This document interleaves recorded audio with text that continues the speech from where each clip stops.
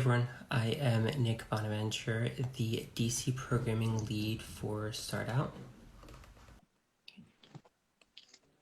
Hey Brett, Hey Nick, how are you? good. How's it going today? Pretty good, pretty good. So we'll give it 1 or 2 more minutes for a few people to just join and then we'll get started. Great. Sounds Yeah, good. yeah, and Thank you for having me. I can see you fine now. You're great. So Okay, great. cool. Thank you everyone for joining. So if you don't know who I am the DC programming lead for StartOut. We're a relatively new chapter for StartOut, and we're growing it here in DC. And my name is Nick Bonaventure, by the way, and I am joined today by Brett Guidry from Q. He is the co-founder and VP of Customer Experience, correct? That's Yeah, correct. great. Well, we're only live for about 20 minutes, so more people will join, and we'll get started on the interview now, though. Cool. Great. Well, thanks again for having me. Yeah, of course. So first, tell me a little bit about yourself, about Q, for the people that don't know what your company is, and how you came to be a co-founder for this company. Sure, sure.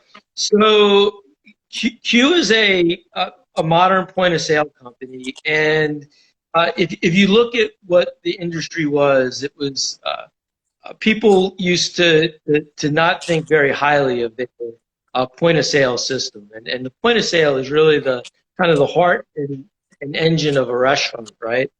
And they were hard to use. They were clunky. They couldn't. They really weren't adapting to the real world. It would be like you would go to work with your iPhone and have the modern technology, but then go to use technology from like the 80s or 90s.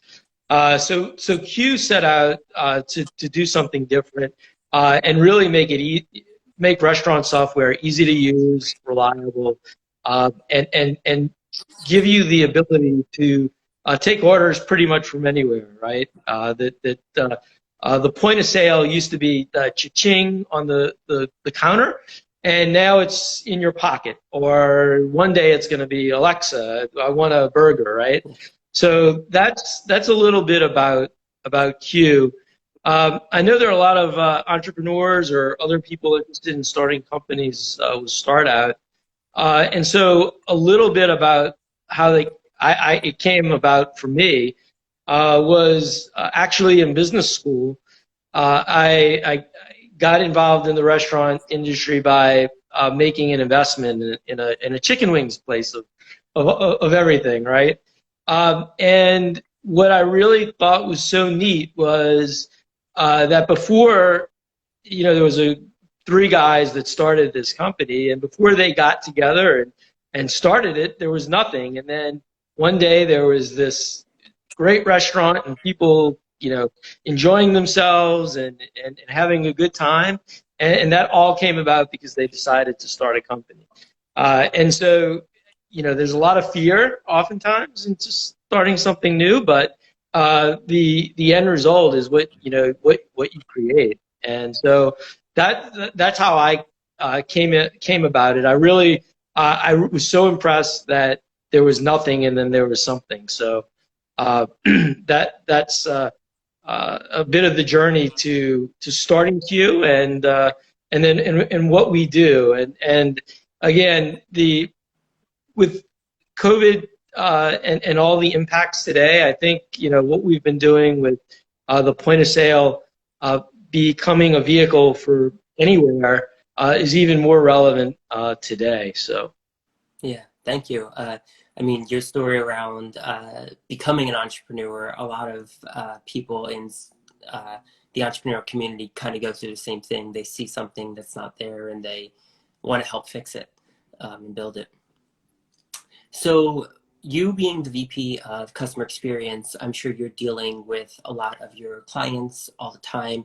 Your clients are mainly these restaurants, and in these times, some of them are struggling and having to adapt very quickly to what they're doing to be able to to Hmm. survive. How have you seen your customers kind of adapt and innovative things that they're doing just in the last couple months? So one of the restaurateurs I know, he has a saying that what's the reason for success in the restaurant industry is food and service. And it seems very basic, right? But the service component is very important. And so in the last few months, it's really been it's the restaurant industry of all the industries has been one of the most impacted, right? I mean, sales have been hit, employees have gotten laid off. It's been a difficult time, and so our approach has been that we want to assist our customers in any way that we can, and so part of that has been, they've changed their business model, maybe from dine in to take out and in some cases delivery, and so they're gonna change their store hours and their menus, and so we're here to help them through that entire process. But for some other customers, it's actually taking advantage of some channels that they had not used before, right? So for some of our customers that they, did not have online ordering, for example, because it really wasn't that big of a deal. If you were a coffee shop, it just wasn't the behavior to, order coffee online. But today, that whole environment has changed, and how people want to interact with restaurants and do things with contactless payments, and we've helped set up online ordering for customers that didn't have that before. So, there are a number of ways that we've helped out and helped our customers adapt to a changing business model and environment. Yeah, that's great. Yeah, I'm sure it's in the last month when you are helping them, they're very appreciative of being flexible and I mean, I see businesses all the time in DC that don't even have websites up. And setting them up overnight to accept orders and stuff is not a small feat. So thank you everyone for joining. If you have any questions, you can leave them in the comments and we will definitely get to them towards the end of this. So Brett, what I kind of brought you on today to talk about is how this new program that you're starting called Feed the First Responders Program. Right. You. And can you kind of start, what was the idea behind that, how it got started, and kind of what it is? Yeah, no, it's a great question, and I think it's a great program, and it does two things. What's so neat about it is that people, it came about, people want to help those on the front lines. They want to help first responders, whether it's police or fire or medical, and of course, restaurants are hurting as well. So Feed the First Responders is a program where anyone can make a contribution to a participating restaurant. Okay, and so the restaurant is generating some business, but more importantly, they, in conjunction with us, have selected first responder or frontline or organizations that they want to partner with, and so if someone wants to, don't contribute to the program, they place an order on the Feed the First Responders website. And that order goes to the restaurant just like a regular online order would, right? And then the restaurant will make a delivery once they get a certain number of orders to the first responder or frontline organization that they, that they're partnering to. So it helps both the restaurant and it helps, provide food right to those right in the front line. So it's really a great cause, a win-win all around. And so where we were like, well, we have the technology enable this, right? So let's do that, and let's get those on board and help participating restaurants and help those on the front lines. So we said we can do that, and so that's how the program came about. Yeah, that's great. That's great. How many restaurants do you have participating at the moment? It changes daily. We've got several of our existing accounts. We have some prospective accounts. So we have accounts from Dunn Brothers Coffee to Church's Chicken to even some restaurants that don't use Q point of sale, but they want to participate in the program. We have a barbecue, Cali. Comfort Barbecue out in California is participating now. So anyone, the program, we're still adding new restaurants constantly. So if you're interested, there's a sign-up page, a sign-up link on our Feed the First Responders webpage that as a restaurant you can go and sign up for. And of course, if you're interested in helping those on the front lines, you can make a contribution to one of your selected restaurants. That's great. I'm sure you're going to make a big impact helping both the restaurants and these first responders. So, and I was about to ask you the question about if restaurants not involved in your point of sales software, if they couldn't go out, but you did answer that. So. Yes, so it's open to anyone. You don't need to be a current Q customer. You're able to, as a restaurant, come to the page or email us, and we'll work and get you signed up for it. Mm-hmm. Yeah, looks like we did have one question. It says, any plans to improve package waste in food delivery? I don't know if that's something that you deal with, or you're kind of just dealing with the back end software of for the so we we enable the technology aspect and the getting orders to the restaurants.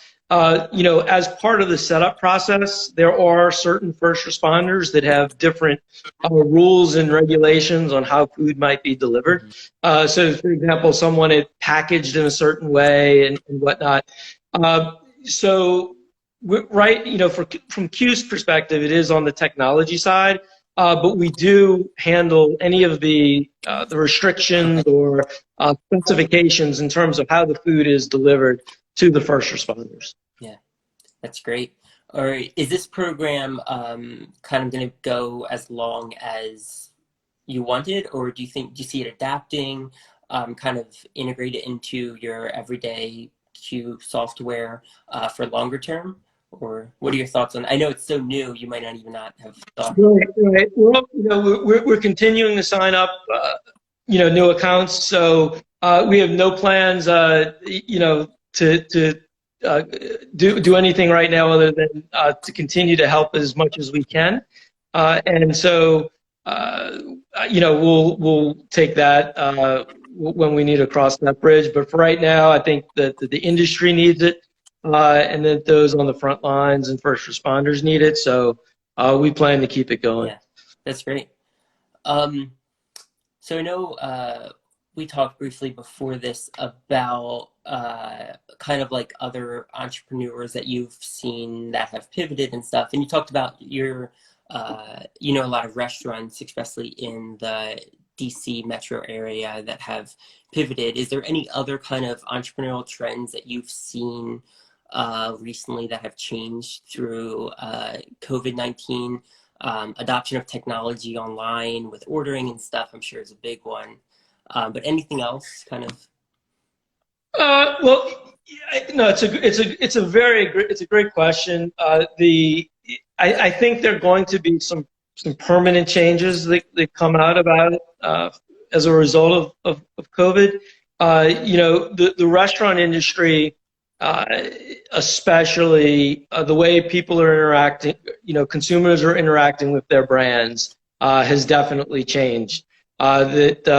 a lot of restaurants, both in my neighborhood here in DC and throughout the country, they've gone, with shelter in place, they've gone to takeout only, or they've gone to pickup. The in-store component has gone away, and so that's forced them to take orders, not from someone standing behind a counter, but either online or through the phone or whatnot.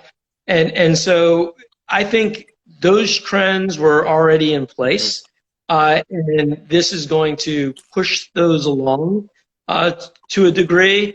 I mean, I think some restaurants have innovated by their offering groceries, for example, right? You can get grocery supplies from them.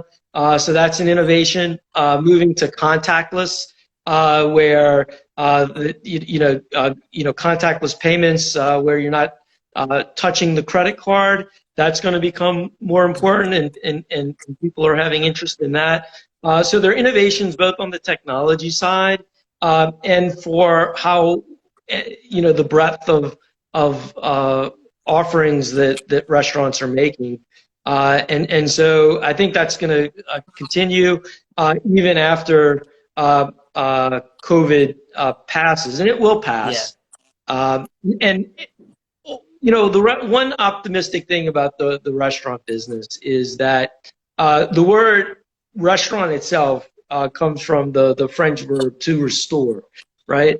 And the aspect of coming together and enjoying each other's company and socializing, that is never going to go away. And so there's always going to be restaurants are going to serve that purpose, and they're going to offer it. And one day, again, we will go back to that. But how we interact in the interim and in terms of the ordering and technology, that is going to be changing. And trends that are in progress are going to accelerate. Yeah. Yeah, I'm sure, as I just saw today, DC extended their stay-at-home order, so I'm sure restaurants will not be opening up in person as soon as we would have.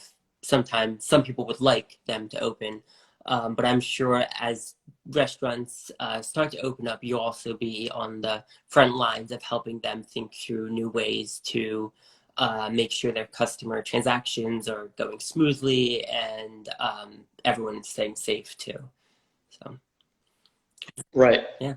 So it looks like we have a few more minutes left. If anyone has a question, they can drop it in the comment section, and we'd happy to discuss any of the topics that you want.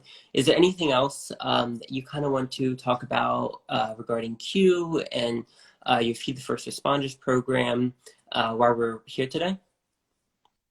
Yeah, so I would say on the Feed the First Responders that it's we help a variety of different groups, both including frontline medical workers fighting COVID, and then other first responders. Again, I mentioned police and fire, and anyone that wishes to participate. Any restaurant that wishes to participate in the program, they can select whoever they would like the donations to go to.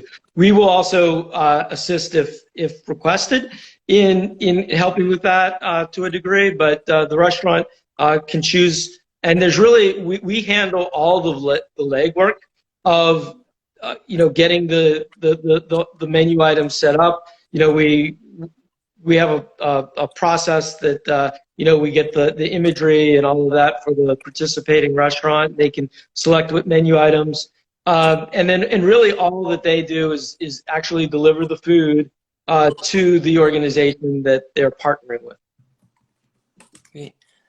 So we just got one question. Oh, it looked like Matt had asked if you could just say more about your system, kind of how it works a little bit. Sure. So Q is what we see as the next generation of restaurant technology. That it's really a platform, not a point of sale. Again, the point of sale used to just be the cash register, but now it's this whole platform and ecosystem that enables restaurants to interact with their customers however they would like to do so, right?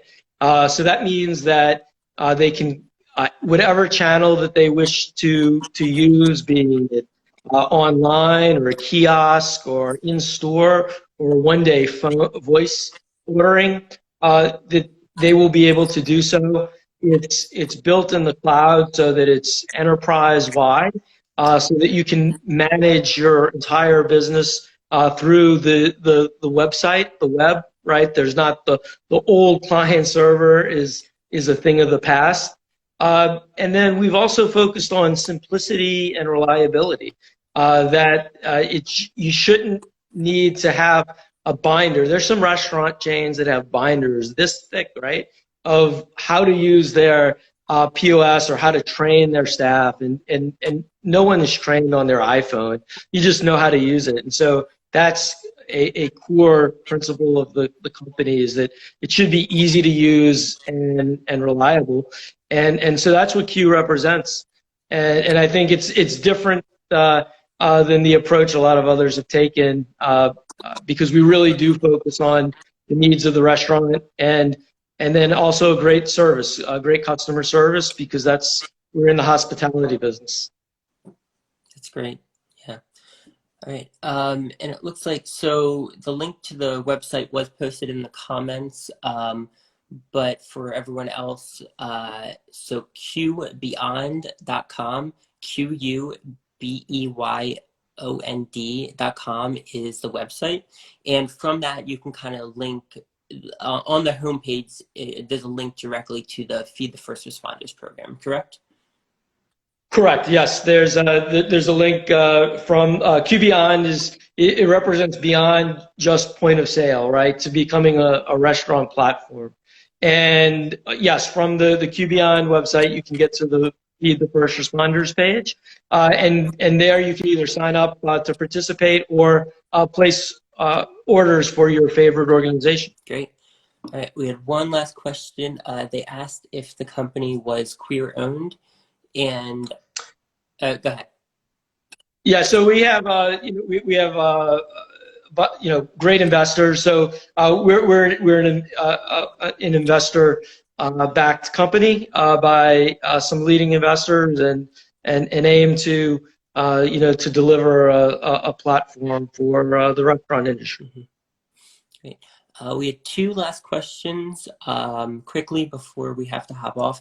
How does your system compare to kind of other platforms out there? So at Q, I think we've put the technology and service as core parts of our of really what our mission statement is. So easy to use and reliable, and enterprise with great service. And I think that is the differentiator, that we really are committed to our customers. And that's why we lead the industry in customer retention. And I think we're doing things that other point of sale companies are not doing. Yeah, that's great. All right, one final question. What are some other areas within the restaurant and culinary industry you see being changed through the use of technology in the near to midterm, maybe over the next year or so, especially during this crisis? I'm sorry, can you repeat? What was the... what are some other areas in the restaurant and culinary industry you see being changed through technology? So I think what ordering we talked about is going to change. I think as things become more digital, that you will be able to one, you'll interact with restaurants in a much easier way, whether that's making reservations or whatnot. But the operational side will change as well, because instead of having everything siloed, you're going to have this digital ecosystem that whether it's on the accounting side or the inventory side. I think you're going to have a lot more automation that becomes available. So it's going to help both in restaurant lingo. You talk about front of house and back of house, and the front of house will, is what the end consumer or guest sees, but the back of house is all the other parties that whether it's payroll and inventory and advances there. Great. All right. Well, I think that's all the time we have. Thank you all for joining. So they can reach you at Q_POS.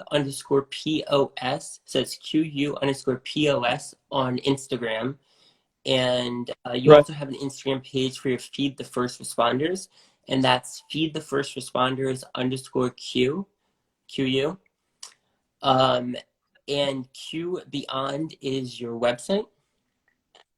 Yes, www.qbeyond.com is the website, and so you can get to the Feed the First Responders page from there. Yep. And we have actually looks like one last question we probably have time for. It says one issue that I've seen with restaurants, especially fast food and fast casual, is high employee turnover. Does your platform have anything to help with that? I think I'll let you answer that. Okay. Yeah. So the restaurant industry does have a lot of a turnover. Oftentimes, the staff is very young.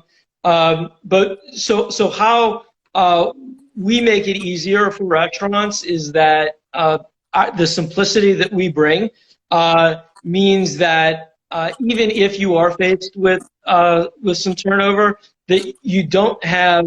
We reduce the training and learning component of getting the learning how to use the POS for orders and other things like that. I think there's longer term, that some of it's cultural in the restaurant, in terms of retention, employee retention. But on our end, we reduce a lot of that friction. And so we know that that is a fact of life in the business, and we make it less costly in that regard. Yeah, great. Thank you. So one last thing. So StartOut is having an event later tonight at 5 p.m. Pacific time, 8 p.m. Eastern time. It's an Ask Me Anything about marketing and storytelling. The link is in the bio on StartOut's Instagram page, and you can check it out also on startout.org. And I want to thank you all for joining and participating, and thank you, Brett, for taking the time and what you're doing, especially helping both the restaurants and the first responders during this time. Well, thank you for having me, and I'm glad to be able to talk about that program. Yeah, of course. All right. Well, thank you, everyone. And there will be another Instagram Live from StartOut soon. All right. Bye. Thank you.